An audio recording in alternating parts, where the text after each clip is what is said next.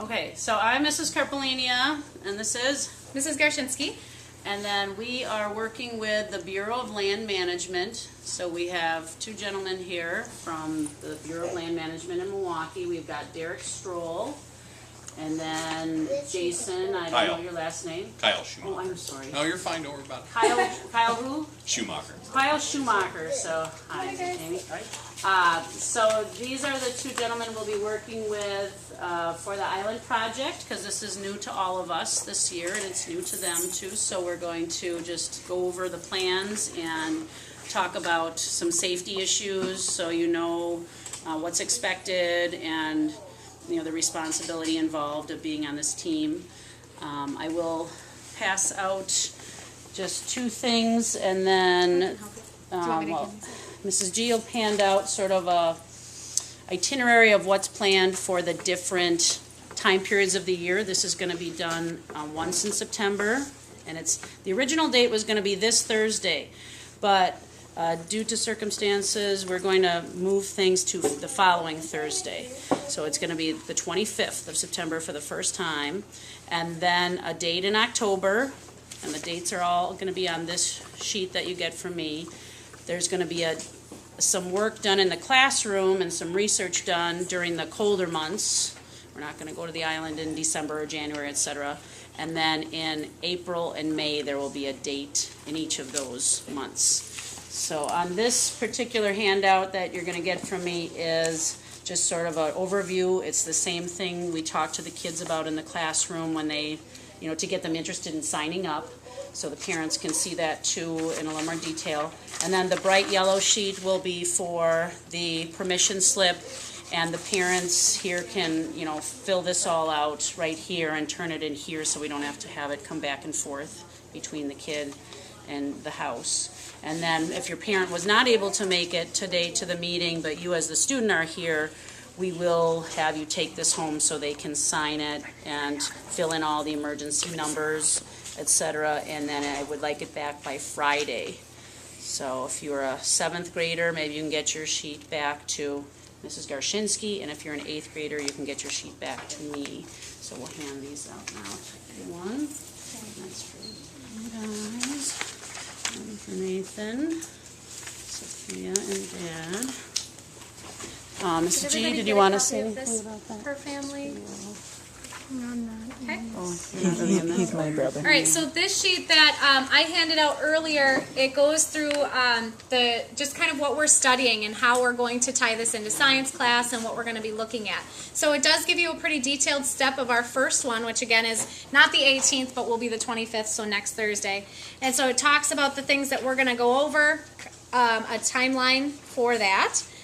We will be returning to school by 3 o'clock. I know there were some concerns about volleyball or other schedule conflicts. So if you have a scheduling conflict for one of the days that we're supposed to be going to the island, I know volleyball was supposed to leave at 2:45 for an away game this week, but I think it's good now that it's next week. I'm they not were saying. sure what the schedule is Yeah. for sports, but if it's something where you're going to leave 15 minutes early or half an hour early, I think if there's enough kids, like if there's several girls on volleyball, we will just make sure that one van gets back with all the volleyball girls in time for them to change for their game, so they're not late to getting to their game on time. Yep. And the other van can stay till the 3 o'clock time.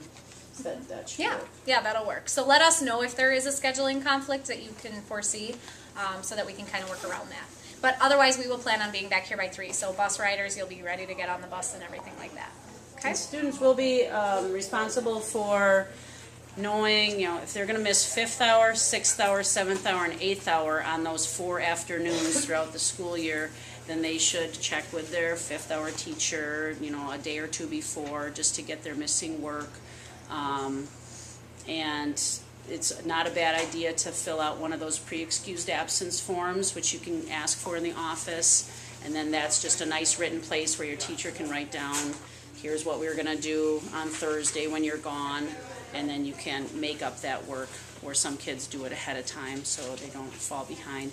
And sometimes your science class might be during that afternoon time, so that's taken the place of your science most likely. All right, so what about you, Derek? Did you want to give us some details? Want some details? Yeah, I want some details. Sure. Well, we'll start with the basics.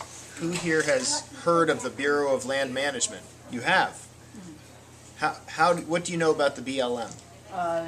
You guys just manage what land is out there that people don't own already.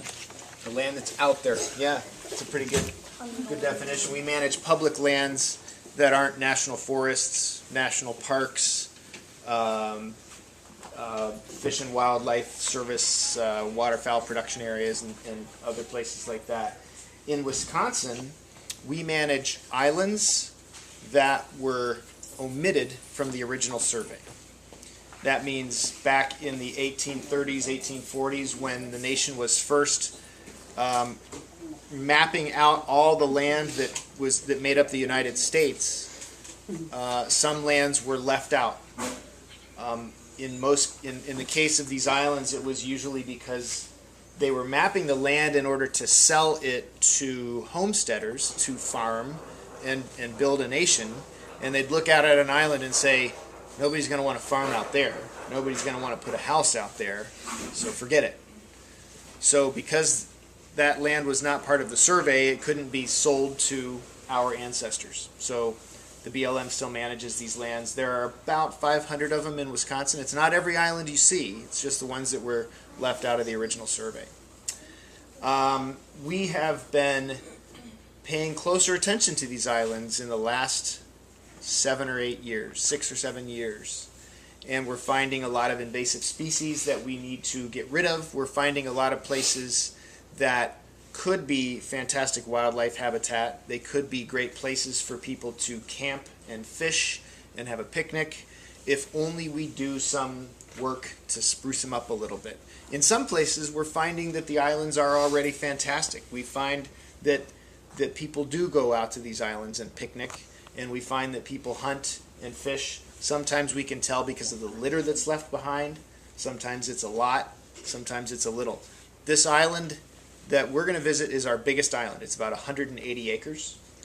I haven't even seen all of it.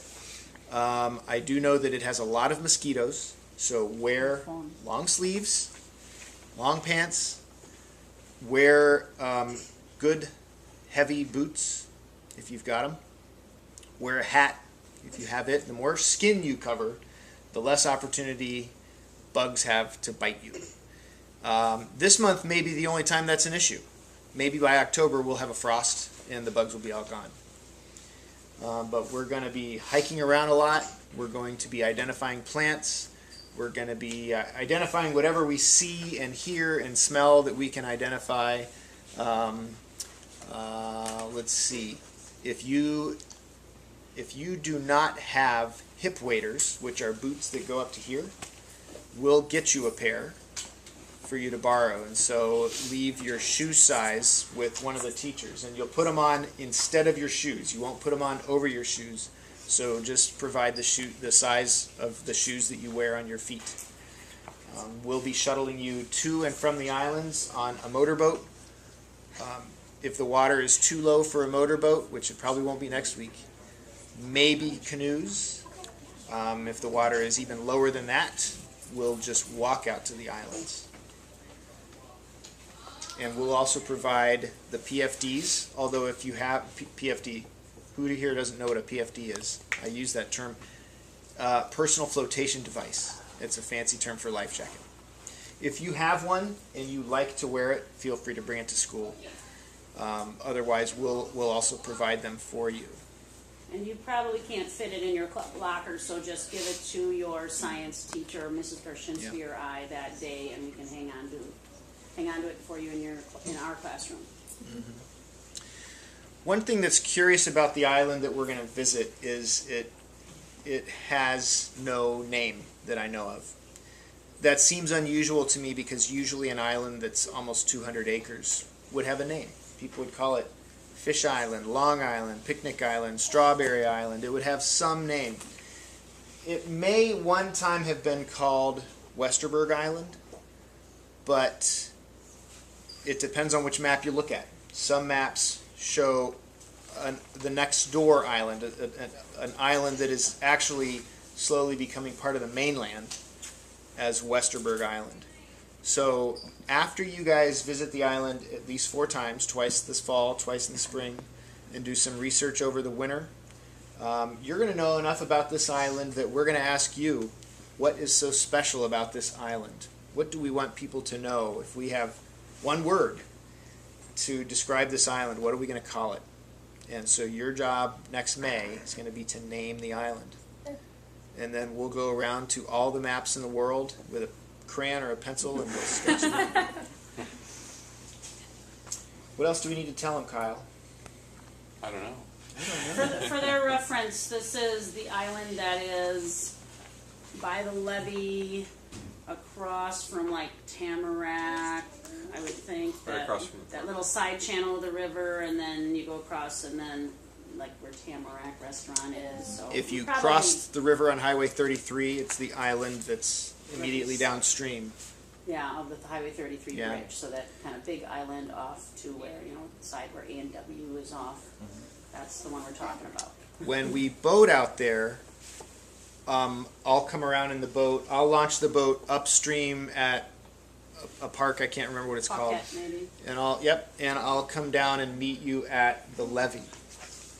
If we walk across, last fall I walked across from the upstream end of the levee, and the riverbed is made of sand and it's always changing, so there may be a different ideal spot to cross this year if it comes to that. I should also tell you that this is my favorite part of my job. I am really excited about being outside, of course, but being with you folks and teaching you something hopefully that you didn't know before. And I'm sure in the process I'll learn plenty that I didn't know before. We were out there today and we found plants that we didn't know were out there before today. In the spring you'll find, well, even this fall you may find snakes, frogs, you may see bald eagle or two. So it'll be pretty cool. The other part of my job is sitting in an office writing a lot of reports and making a lot of maps, which I think is pretty fun, but this is by far the best. This is the best part of what I do. I hope that I will learn all of your names. I'll see you 4 times, so I'm going to do my best. You are free to call me Derek. Don't call me Dumbhead. Don't call me Hey Mister, but I'll try to remember your names. And Kyle, can we call you Kyle? That works. You just can call fine. Kyle Kyle. You can call me Mr. Stroll if you're uncomfortable calling me Derek, but that's Mr. cool. Stroll's your father. I call my dad Mr. Stroll. Sir. So I think there were 13. There's 13 Kids, students, so we're and gonna then see if more. anybody comes up to us in the next week or so and says, hey, I want to drop Okay. out, this isn't what I thought I was going to be, or, oh, my friend signed up but she didn't make it, so I don't want to do it.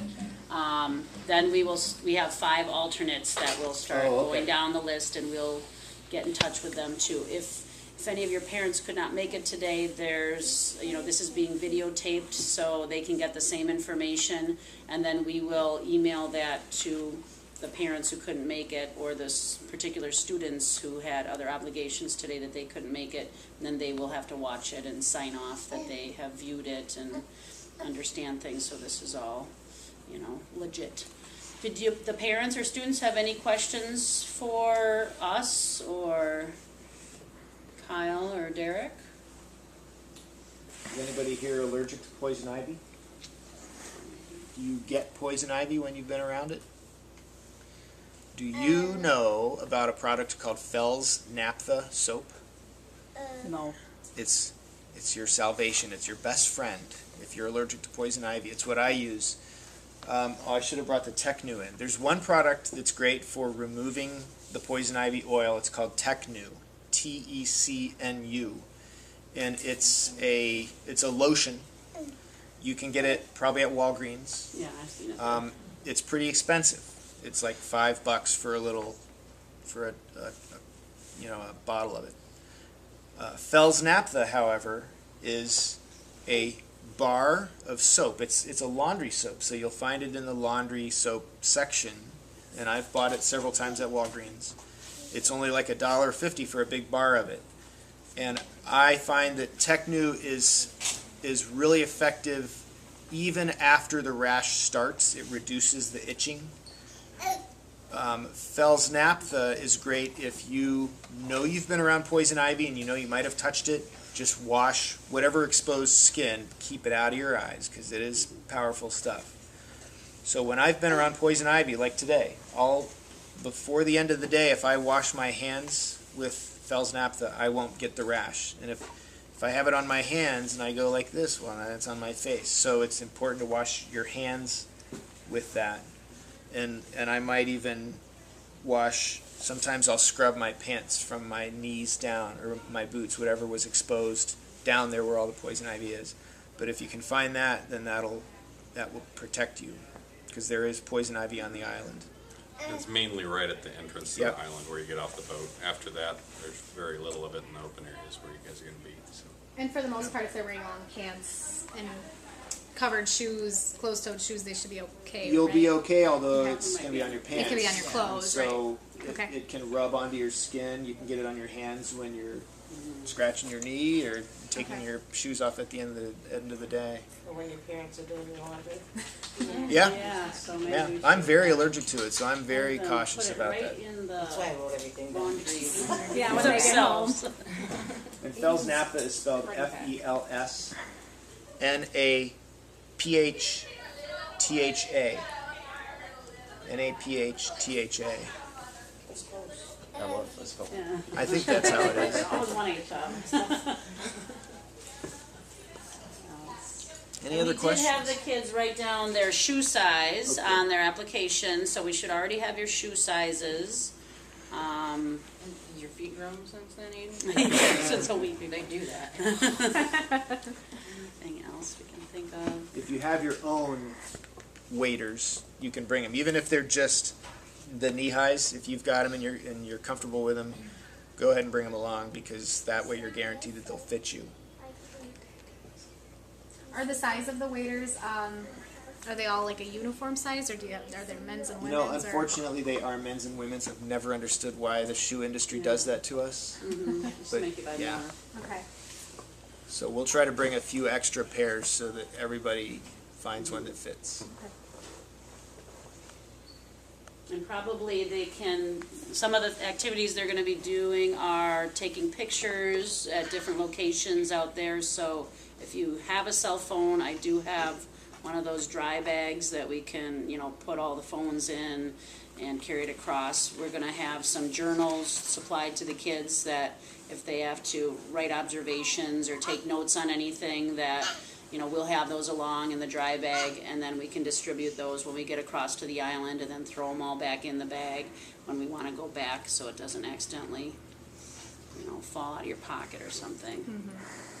Yeah, so if you have a digital camera or a cell phone, Or a cell phone that that takes takes pictures. pictures, certainly bring that along so we can take pictures of the island as it changes. Any other questions from parents or students? Okay. All right. Well, contact us if anything does come up or you think of any questions that we didn't get to today. I'm really looking forward to it. I think it's going to be a lot of fun. Yeah, it's interesting. I've never done anything like that before, where you get to go and then name something that'll be on a map someday. That's a pretty unique experience for all the kids in here. Connor? Will we be able to hold the snakes? If you can catch a snake, you can hold it. Yeah, there are rattlesnakes in Wisconsin. I don't think there will be any of them on this island. There are two kinds of rattlesnakes in Wisconsin. One of them is the timber rattlesnake that typically lives in drier, rockier areas. Is that right? I think so. So I'd be very, very surprised if we saw a timber rattlesnake. The other rattler in Wisconsin is a Massasauga rattlesnake, which likes to live in marshy areas. Now, a lot of the island is marshy, but I would say they're more in the southern part of the state, from what I've looked at. yeah, I think you're right. So I don't think you'll see one of those. Massasauga rattlesnakes are so shy that people step on them without even getting bitten. So So the chances are very, very, very, very slim that there will be a poisonous snake on one of these islands. If you see a snake, you can grab it. And if it bites you, it's going to be like getting bitten by a crayfish. It's just not going to hurt you. And snakes are cool. Yeah. Sure. I've held one. What's that? I've held one, but it was a grass snake, so. There you go. Yeah, that's probably more like what you would see. Yeah, I have seen one garter snake. I saw it this past spring on the island that we're going to visit. So I know they're out there. There are also frogs, toads, deer. We saw 2 deer today. We chased off 2 deer. Still in spots. Yeah, Oh. and lots of birds. If anybody wants to know more about what we do, because we do manage, we're the largest land managing agency under the federal government. BLM.gov has a lot about what we do across the country. In Wisconsin, we do more island management like what we're going to be showing you guys, but if anybody's ever curious, there's a lot of states out there, and we manage subsurface, we do oil and gas, solid minerals, we do a lot of different things, so. Not that this will be covered in this stuff, but if anybody's ever interested, BLM.gov is the website. And when we see you, you're welcome to ask us any questions about what we do. Did you explain about that plant there? Was This that is a one plant of that your I found props? on the island, and I don't know what it is. I was trying to figure it out using grasses of Wisconsin, and I'm stumped. But so that's what somebody in the office said as well.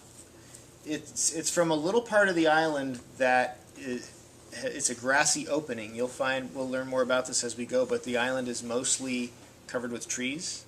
But as I look at aerial photos from back to 1940, I can see that most of the island used to be grassy, and over the years it has filled in with trees. So this came from one of the last remaining grassy areas on the island, and one of our objectives is to expand that to get rid of a lot of the shrubs, especially the shrubs that are considered weeds wherever you find them in Wisconsin. They're non-native, invasive plants.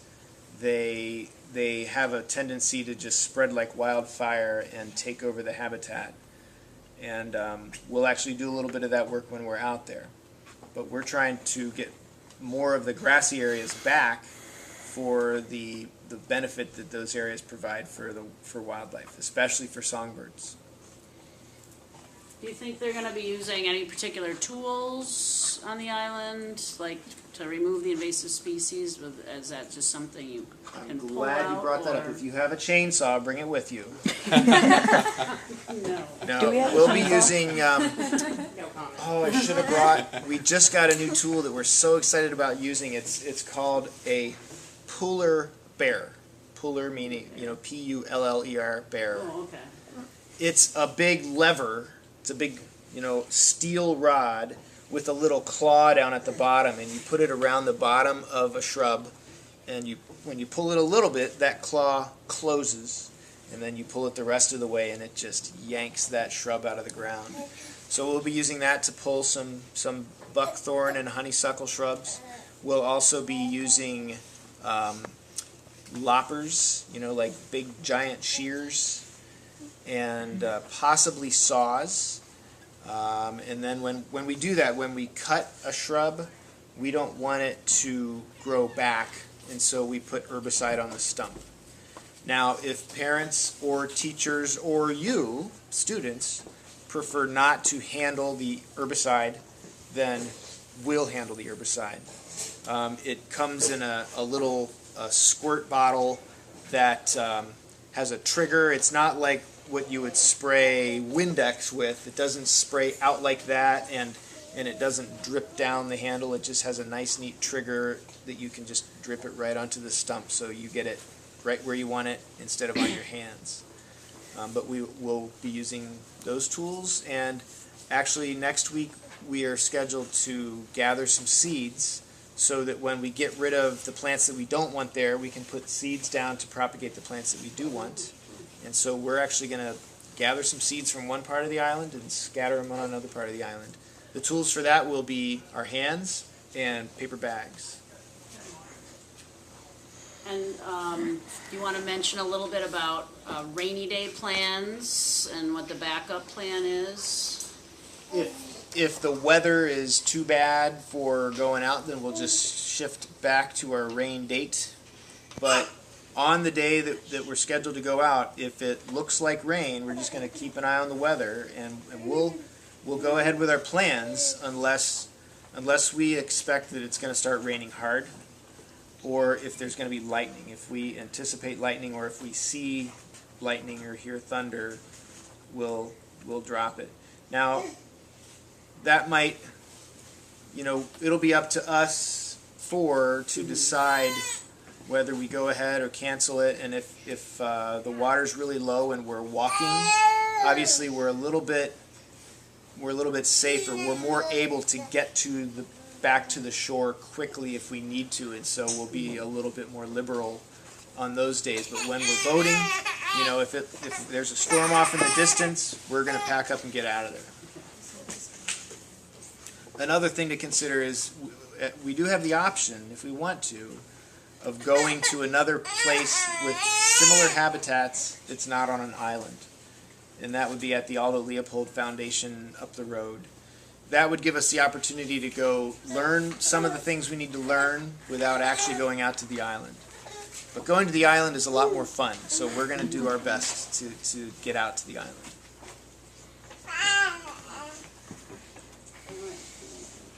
So if there are no more questions, just make sure that you maybe put these dates on your calendar that are on the yellow sheet.